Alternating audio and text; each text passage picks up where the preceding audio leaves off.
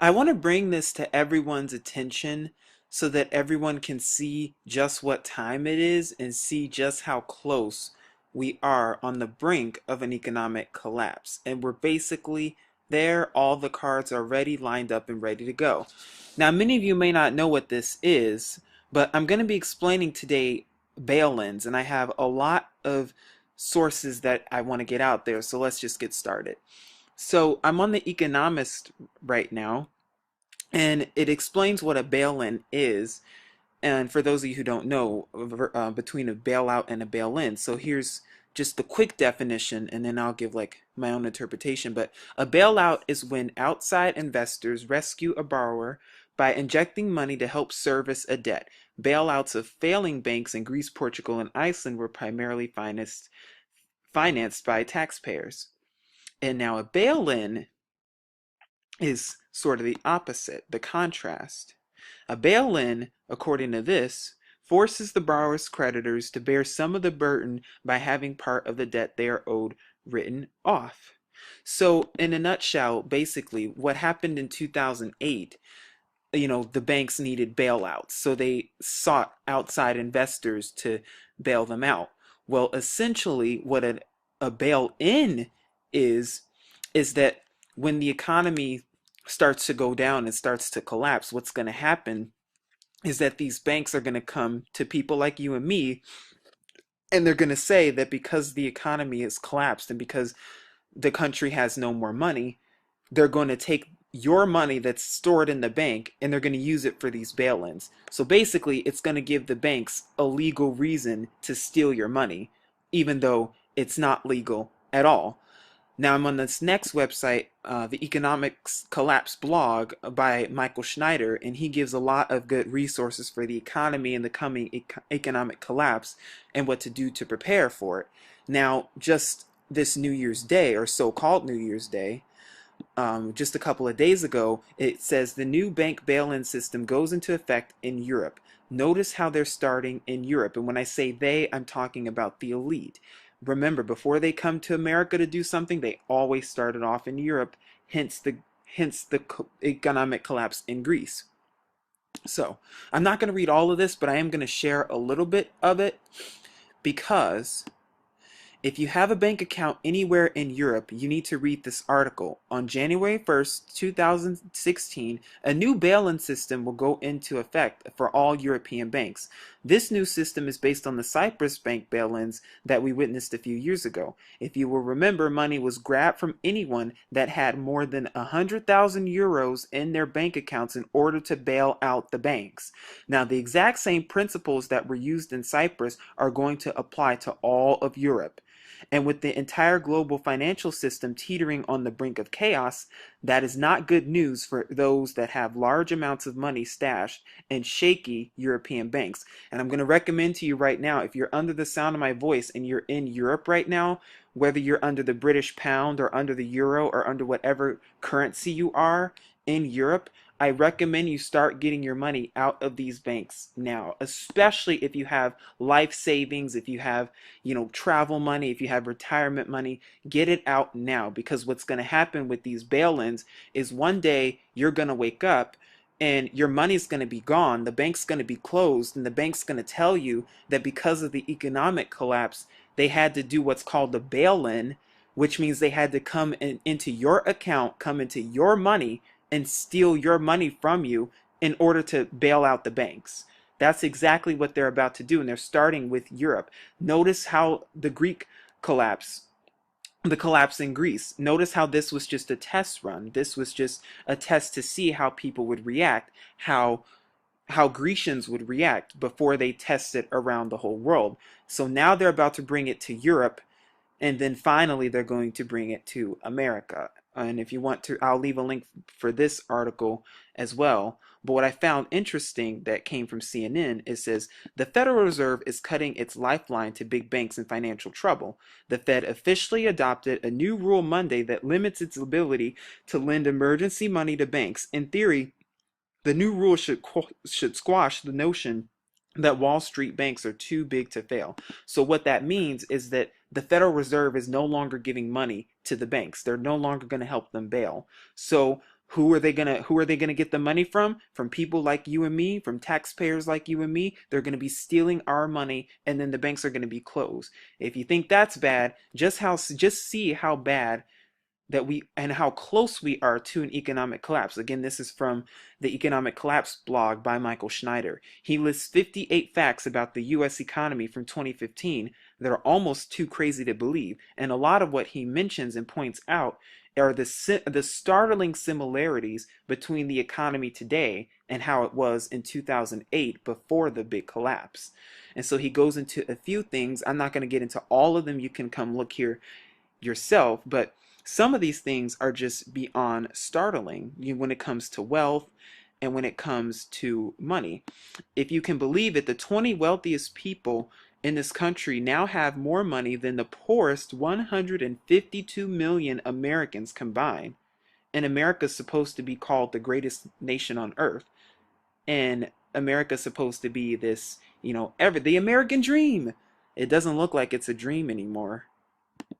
And look at this one. An astounding 48.8% of all 25-year-old Americans still live at home with their parents. Why is that? Because it's so expensive to buy a house. It's so expensive to get an apartment and put down payments on them. So a lot of college students are resorting to, either sharing rent or staying at home in order for them to make more money. And now it's like everyone's depending on the government. And I'm just going to go over this one. According to the U.S. Census Bureau, 49% of all Americans now live in a home that receives money from the government each month, and nearly 47 million Americans are living in poverty right now. If we do the math, 47 million Americans, that's about close to about a sixth of Americans. That's like about 15-16% of Americans who are living in poverty right now. That's a lot of people, considering how many people are in this nation. And the list goes on, and you can come check it out yourself. But it's really important. This is important, especially if you're a homeowner too, because these executive laws and these executive orders have been signed in that basically gives the government the right to take your home. So if you're paying a mortgage or a down payment on your home, the government will have the right to take it come martial law. And they'll have the right to move you and displace you into FEMA camps. So just putting that out there. Now I'm also on Reuters, and I'm also on here to talk about bail-ins. And basically, it talks about what bail-ins really are and how they apply for the European Union. So he says, the EU entered a brave new world of bank bail-ins at the start of 2016.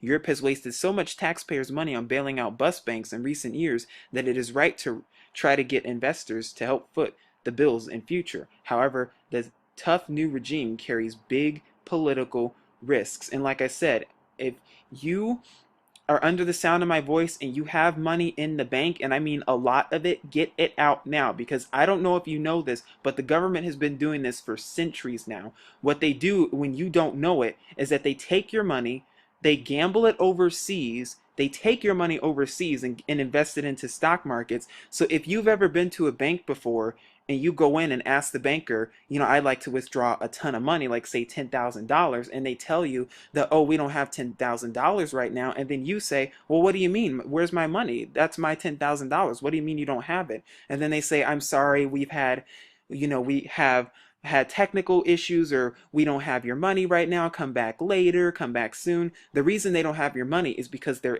taking it and investing it overseas. I just thought I'd bring that up. Now here's some other reasons you need to get your money out of the bank fast. I'm here on The Guardian, and it talks about banking glitches. Those are two magic words, or two red flag words that should make your skin tingle. Whenever you hear the phrase banking glitch or banking virus, that means something is up, and it's already starting in Europe. So this says, NatWest and RBS customers hit by another banking glitch. Customers report debit cards being declined in stores and PINs blocked on New Year's Day, and latest embarrassment for banking group. And it goes on to say, NatWest and Royal Bank of Scotland customers have vented their anger after being hit by yet another banking glitch, this one affecting people using their debit cards in shops. Customers reported having their cards declined at tills and their PINs being blocked. So, in other words, people who were using these banks or who have their money in these banks, they could not take out their money. They could not go to the ATMs because of a so-called banking glitch. Now, why is this important to know? And why is this important to know if you're in Europe and America especially? Because they're already testing it out. Remember, before they can stage an economic collapse, before they can do anything, they have to first test it. And so what they're doing is they're using these little banks to test it out. And I believe PNC even tested as well, because they want to see what your reaction is going to be. Now, why is this important? Because in order to implement the new world currency and the new world order, you have to cut cash altogether soon enough, and you have to soon cut the cards. In order to do that, one day when you wake up, you're not going to be able to use the ATM. The banks are going to tell you that they're closed either because of a collapse or whatever. They're going to tell you that you can't use your money anymore. So then all you have to resort to is, basically the money that you have, or else you can't use anything. When the banks stop working, when the cards stop working, when the pins stop working one day, then you're going to be lined up at the bank trying to figure out, where's your money? How can you get your money? And I'm telling you now, you want to get your money out of the bank now.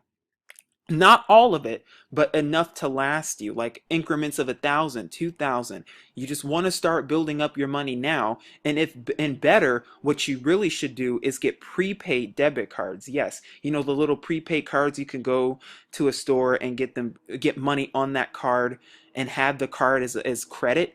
That's what you want to do, is get prepaid cards as well as cash that's set aside, because I'm telling you now, when the banks close and when the ATMs no longer work and when you can't use your debit and credit card, especially if you're in Europe and America, there's going to be massive riots breaking out, because people won't be able to get their money, people can't get their food, people will be in an uproar. And that's not only going to trigger the economic collapse, it's going to trigger these riots that the military are vehemently preparing for.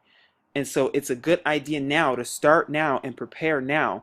That way, when it does hit, you won't be affected. Now, I have one more place to show you, and that's this place of technical glitches. Disrupt major banks on Friday. Anytime you see that word, glitches, viruses, technical difficulties, just know that martial law is right around the corner, especially when it starts hitting big banks like this. This was posted on December 7th, 2015, and I'm at lowcards.com.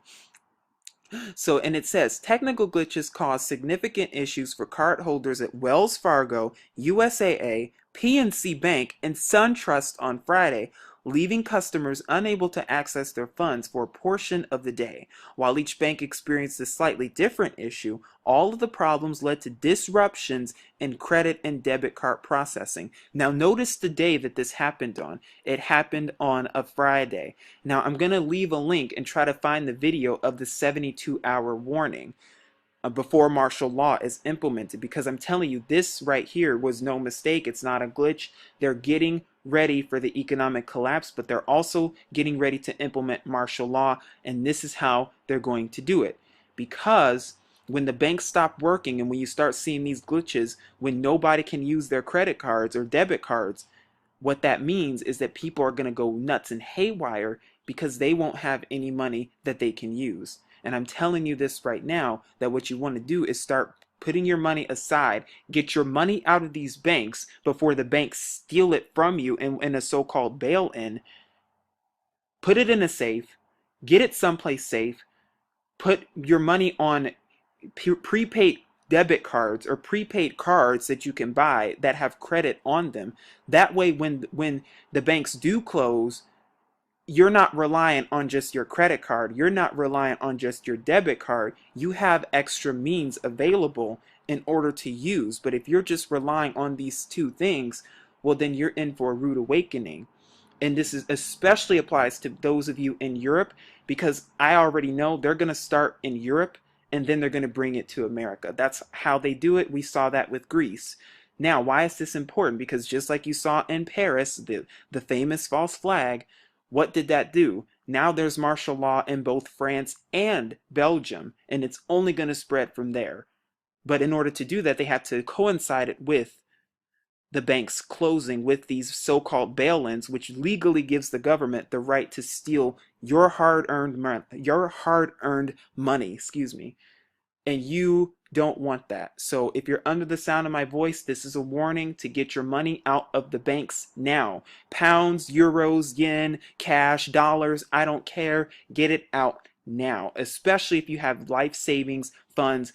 Gradually get it out, because if you don't, the banks will take it. You will wake up one day and all your $100,000 or however much you have will be useless. This is Truth Unveiled. Shalom.